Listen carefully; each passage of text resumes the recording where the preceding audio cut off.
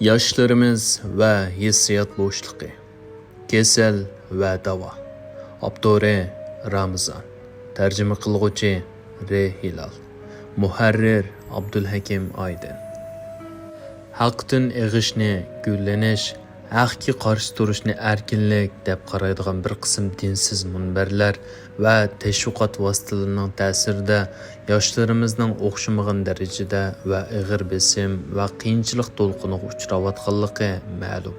Bu to'lqin yoshlarni milliy kimligi va dindan chiqarib, o'zliksiz tirishayotgan g'oyalardan og'dirib, faqat havoyi havaslarga markazlashtirishni g'oya qilgan yoki harom va ahamiyatsiz ishlarning quli qilib qo'yishni maqsad qilgan desakmi xatolashgan bo'lmaymiz. Bu amaliyotda biz qadrga yetolmayotgan bo'sh vaqtning behuda zoya bo'lib ketayotganligining ifodasidir. Hazrat Payg'ambarimiz sallallohu alayhi vasallam bu haqda mundoq degan: kishilar qadriga yetmayotgan ikki ne'mat bor. Ular sog'lomlik va bo'sh vaqtdir. Buxoriy rivoyati. Yoshlarda eng ko'p bo'lgan sog'lomlik va bo'sh vaqtdan iborat bu ikki ne'matni zoya qilib o'tish nihoyat xatarli ish bo'lib, bozg'unchilar yoshlardagi hissiyot bo'shligidan foydalanib, ularni shar'iy yo'llarga muxolif ishlarning hammasiga boshlashni maqsad qiladi. Biz bu maqolamizda nasihat qilish, yaxshilikqa hirismand bo'lish va muhabbat nuqtasidan bekorchilik va uni qanday qilganda qulay va yengil usullar bilan hal qilish to'g'risida to'xtalib o'tamiz. Bu jarayonda haddidan ziyoda nazariyachilikdan xoli bo'lishni afzal ko'ramiz. Hissiyot bo'shliqi degan nima? Hissiyot bo'shliqi deganimiz bekorchilikning bir turi bo'lib, qalb va aqlga asta-asta singib kiradigan yuchuq desakmi bo'ladi. Bir yoshning paranglasha oladigan va o'ylaganlarini erkin ifoda qila oladigan odam topolmay, o'zini g'arib, yolg'iz va boshqalar parvo qilmaydigan bir kishi deb o'ylab qilishi hissiyot bo'shligining yorqin ifodasidir. Bu yoshlarning fikrlari bilan birlikda keladigan hissiyot bo'shligining tushunchasidir. Hissiyot bo'shligining dorilarini so'zlashdan burun bu ahvoldan saqlanish uchun amaliyotga uyg'un bo'lgan ikki xil saqlanish usulini bayon qilib o'tmoqchimiz.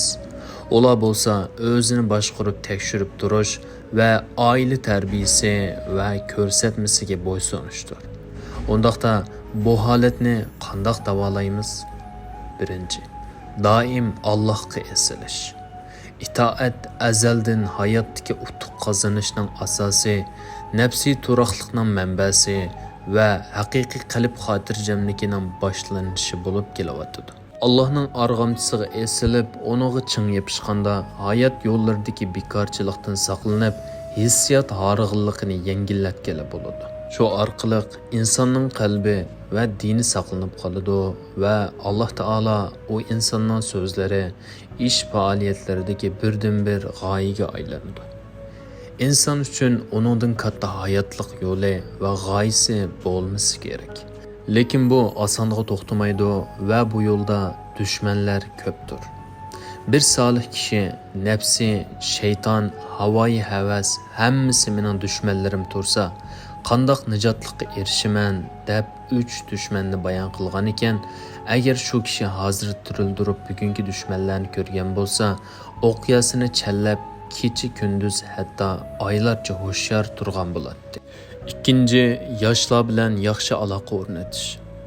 Yoshlar bilan aloqa o'rnatish ularning qalbini poklab, yolg'on yovdoq so'zlar va har xil uslubdagi dinsizlikdan qutqizish ajri nihoyat katta bo'lgan bir vazifadir.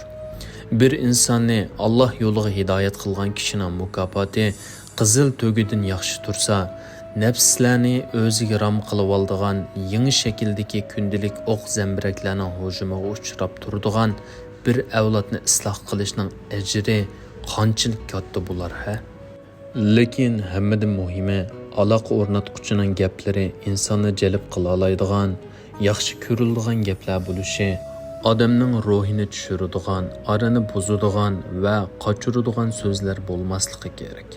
Shundaqla qarshi tarafning arzu armonlariga hurmat qilgan, shaxsiy fikrlarga hujum qilmagan, qarshi tarafni död, jahil qatoriga chiqarmagan asosda bo'lishi to'limi zarur. 3. Turaqliq oila muhiti yaratish. Turaqliq va muqim oila muhiti qalb yetakchisi va makonidir. Shuning uchun yoshlar bo'lgan musulmon oilaning roli nihoyatda kattadir.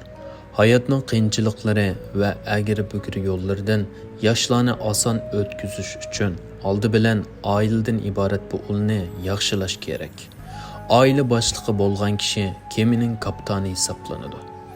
Xolis niyatni shart qilgan asosda har xil yangi yo'llar bilan yoshlarni tarbiyalash dinimizdagi amr-nahiy qoidalaridan va Allohning kitobidan yaxshi foydalanib, jonliq va nurliq tarbiya shakli barpo qilish kerak. Chunki har qanday ish niyatga bog'liq bo'ladi.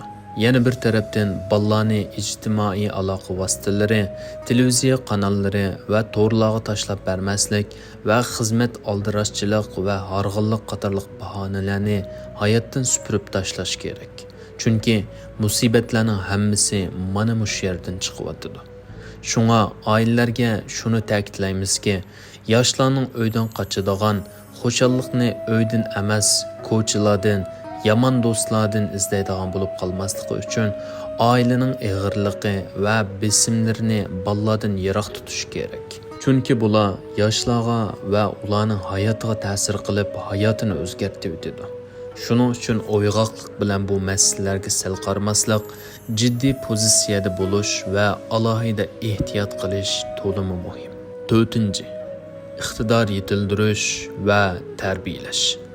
Ko'pincha yoshlar hayotidagi ba'zi ishlarni boshlashdan burun yaxshi tayyorlik qilmaganligi uchun qiyinchiliklarga duch keladi.